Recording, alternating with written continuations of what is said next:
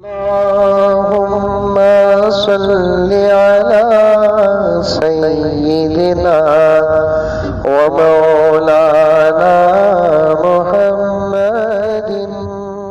और एक जुमला कहता हूँ, उसे सुनते हुए गुजर जाओ और समझते हुए गुजर जाओ। कई दिनों से मैं कहना चाहता था, आज अल्लाह ताला ने मुझे मौका दिया है, आज मुझे अल्लाह तबारक व ताला मौका दिया है। मासूम बच्चे आमतौर पर जब हॉलीडे होते हैं तो हमारी मस्जिद को ज़रा ज़्यादा ही आते हैं, और ये बच्चे पढ़ते ही कितना और कहाँ पढ़ते हैं ये तो मालूम नहीं है मुझे। छुट्टियां तो इतनी इनकी ज़िंदगियों में मिल रही हैं, इनके छुट्टियां को देख डालकर हमें सोचना पड़ता है, हमें भी ये ज़माने में पैदा होते तो अच्छा था ना बेटा। कौन सा मिनिस्टर मरता कि मैं असम्बली से लेकर पार्लियामेंट तक ये बात पहुंचाना चाहता हूं, एजुकेशन मिनिस्टर्स तक पहुंचाना चाहता हूं, लीडरों के मरने पर बच्चों को छुट्टियां मत दो, वरना ही लगा दुआ में लग जाएंगे। अल्लाह रोज एक खुला।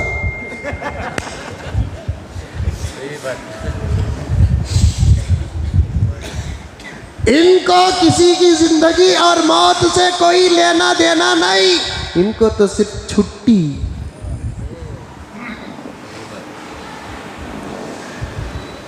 जबरदस्ती पढ़ रहे हैं, हर बच्चे का मिजाज है वो, उनका मकसद खेल है, पढ़ना नहीं। हमारा मकसद पढ़ाना है, खेलना नहीं। ये जो बच्चे हैं ना, इनको ना पढ़ाए तो कभी नहीं पढ़ेंगे। ये खेल के शौकीन है। जिम्मेदारी पढ़ाने की हमारे ऊपर है, पढ़ने की जिम्मेदारी इनके ऊपर नहीं है, पढ़ने की जिम्मेदारी आपके ऊपर है। आप समझदार हैं, बालिग हैं, आपके ऊपर है पढ़ने की जिम्मेदारी, ये बच्चों के ऊपर नहीं है। इनको ज़बरदस्ती पढ़ाया जा रहा है, क्योंकि ये उम्र अगर पढ़ लिए तो फिर आइंदा चलकर इनका रास्ता आसान हो जाएगा।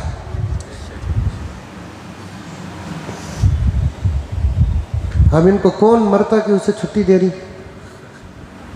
हमारे मदरसे में एक फ़ारसी की किताब पढ़ाते हैं, हिकायात लतीफ़। उलमा बैठे हैं तो समझ सकते हैं, फ़ारसी किताब पढ़ाते हैं जमात फ़ारसी में। फ़ारसी में वाक़ियात है, उसमें एक वाक़िया, एक गांव में बारिश नहीं हुई, पूरे गांव वाले मैदान को जाले करते ईदगाह को बारिश की दुआ करने के लिए। साथ में बच्चे भी थे, जानवर भी थे। एक मुसाफिर पूछा, कहाँ है सब जने मिलकर जा रही ना, बारिश नहीं हो रही है, दुआ करने जा रही। बच्चों की दुआ जल्दी कबूल होती कहते। तो उन्हें पूछने वाला बोला, कहते अगर बच्चों की दुआ कबूल होती तो दुनिया में एक उस्ताद भी जिंदा ना रहता।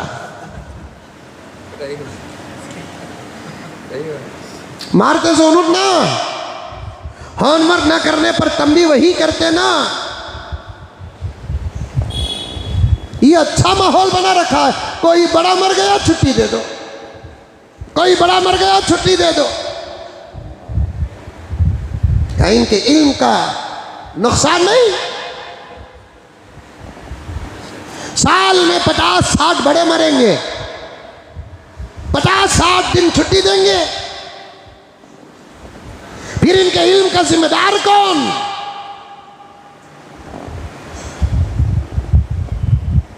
क्यों नहीं उठती ये बात असम्बलियों और पार्लियामेंटों में?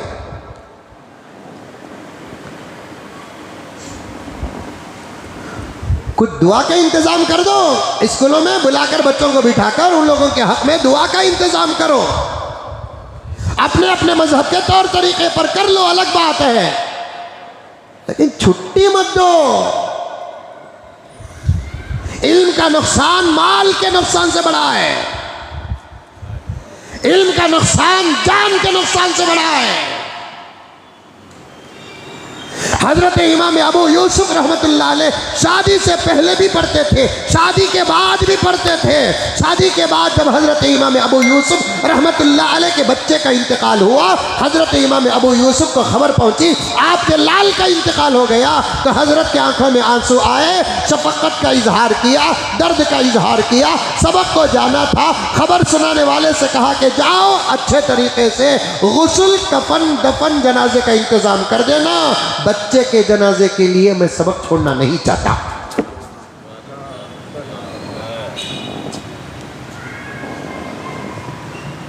इल्म का नुकसान बहुत बड़ा नुकसान है। आगे ही तो बात अर्ज कर रहा हूं मैं, इसे खत्म करना चाहिए कि कोई ना कोई मरता है, छुट्टियों पे छुट्टियां हो रही हैं। अगर यही निज़ाम रहा तो फिर ये बच्चे अपने अपने धर्म में दुआओं का इंतज़ाम करेंगे कि नहीं अल्लाह कल होमवर्क कर लेकर नहीं आए तो मिस बहुत मार को बोलकर बोले, उन्हें मारने का मौका भी नहीं मिलना, मुझे जाने का मौका भी नहीं मिलना, एक बड़े लीडर को तू बुला ले।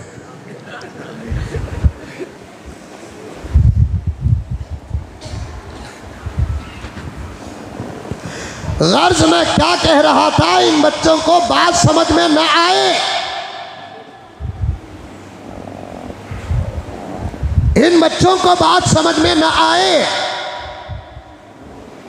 इबादतों को कभी न छोड़ो, मौसमों का असर इबादत पर पड़ने ना दो।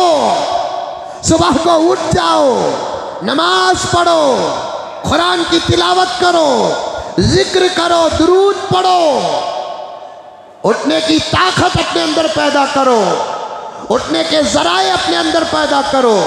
एक दूसरे को बोल कर वादा लेकर गुजारिश करके सो जाओ। उठा दलो महबूब फजर में, एक मिसकाल दो महबूब फजर में, मौलाना ज़रा एक मिसकाल दो, आपको तो उठना ही है, नमाज पढ़ाना है, आपको इमामत करना है। नमाज छोड़े तो उतना बड़ा गुनाह नहीं इस ज़माने में जितना इमामत छोड़े तो गुनाह है।